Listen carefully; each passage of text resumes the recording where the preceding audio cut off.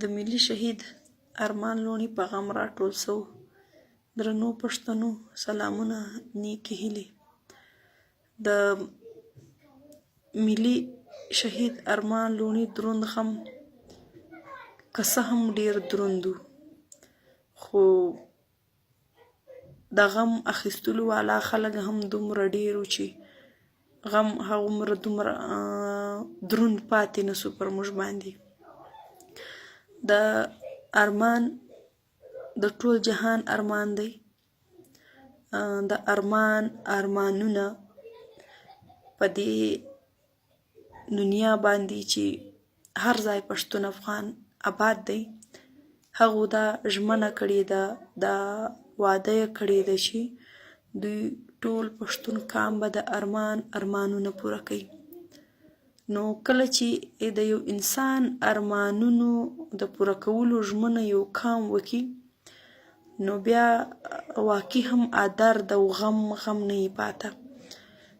د ارمان شهادت یو داسې زموږ په دې خاوره، خو اول شهید نه دی ارمان، خو موږ اوس دا هیله ده د پښتون قام زموږ دا هیله ده چې خدای دې وکړي چې ارمان د دې خاورې آخري شهید وګرځي.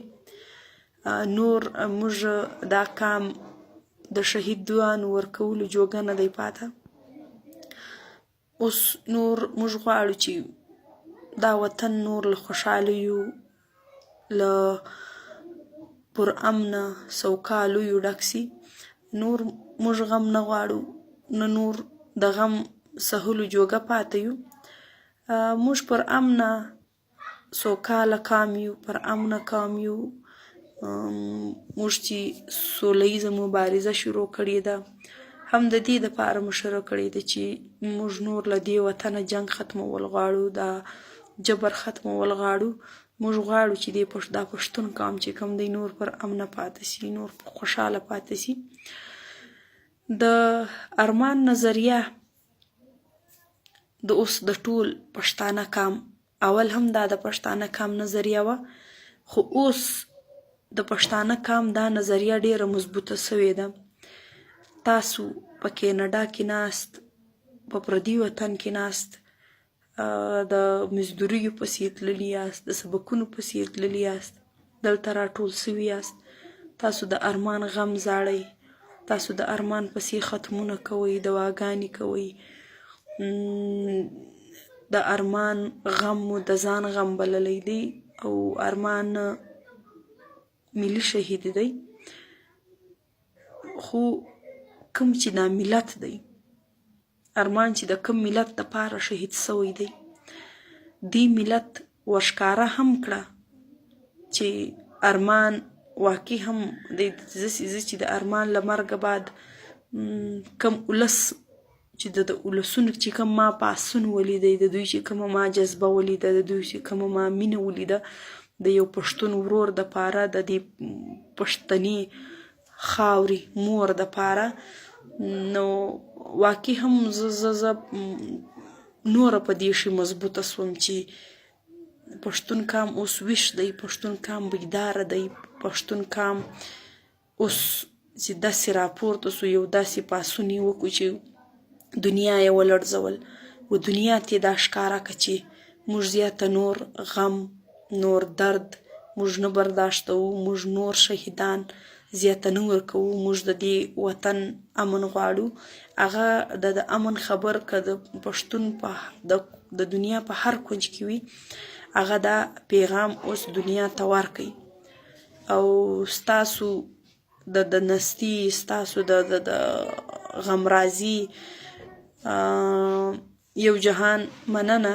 خو ارمان کس ما اول هم ویلی دی، اوس هم یم، او تاسو ما ته راوښیل چې ارمان چې دی یوازې زما ورور نه، دا د دې پښتون قام بچی و، د دې پښتني خاورې مور بچی و، د پښتني د دې خپلې مور دپاره یې سر ورکوي چې پر دې خاوره باندې نور امن راسي، نور موږ سوکاله پاته سو. نو د ارمان ملي شهید دی، د ستاسو شهید دی. غم یوازې پر ما نه دی، ګرڅه پر ما سته نه، دنیا یې ټول د غم زاړي. نو زه ډاډه یم په دې خبره چې د ارمانونه به نیمګړي نه وي پاته. دا ټول دنیا، دا ټول ولس را پورته سوی دی او انشاءالله د ارمانونه به موږ پوره کوو. د ارمانونه ساده وو، په دې وطن کې امن، سوکاله ژوند، له مابینه موږ خپل ذاتي اختلافات ختمول او سوکاله پر امنه منظمه پاته کېدل، له یو بل سره خوشحاله اوسېدل، خپل کام جوړول، دا یې ارمانو. او دا اوس د هر پښتون افغان سړي، که ښځه ده، که سړی دی، که ځوان دی، که پیغله ده، دا د دوی ارمان دی او دا د ارمان نظریه ده. نو یو ځل بیا ستاسو ډیره مننه چې تاسو راټول سوي یاست. ارمان دپاره دعا کوئ، ارمان دپاره ختم کوئ. تاسو ته د خدای د دې ثوابونه درکړي او خدای دې وکړي چې نور زموږ دا کام له جنګه، له دې جبره راووځي.